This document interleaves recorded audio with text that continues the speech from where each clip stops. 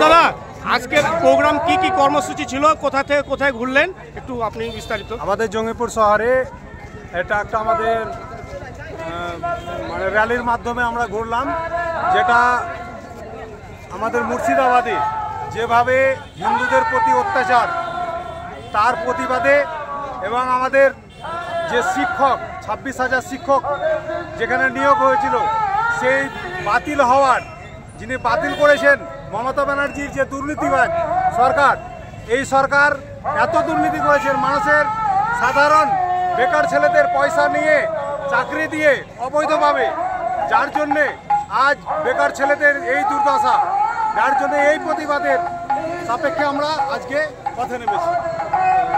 আপনার নাম? আমার নাম সুভাষ চন্দ্র ঘোষ, জঙ্গিপুর সাংগঠনিক জেলার জেলা সভাপতি বিজেপি। আপনি কিছু বলুন মাস্টারদা।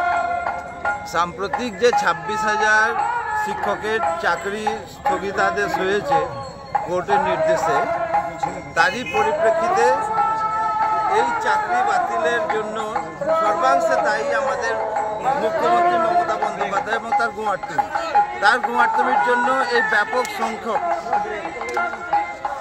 শিক্ষকের ভবিষ্যৎ ঝুলে গেছে। আমরা এই ঘটনার প্রতিবাদে আজকে এই রঘুনাথগঞ্জ শহরে আমাদের জেলা সভাপতি সুবল ঘোষের নেতৃত্বে মিছিল করলাম, এবং সাম্প্রতিক যে অশান্তি হয়েছে মুর্শিদাবাদ জেলায় তারই প্রতিবাদে আমরা আজকে মিছিলটা সংগঠিত করলাম। আপনার পরিচয়? আমি সুজিত দাস, বিজেপির পশ্চিমবঙ্গ রাজ্য কমিটির আমন্ত্রিত সদস্য।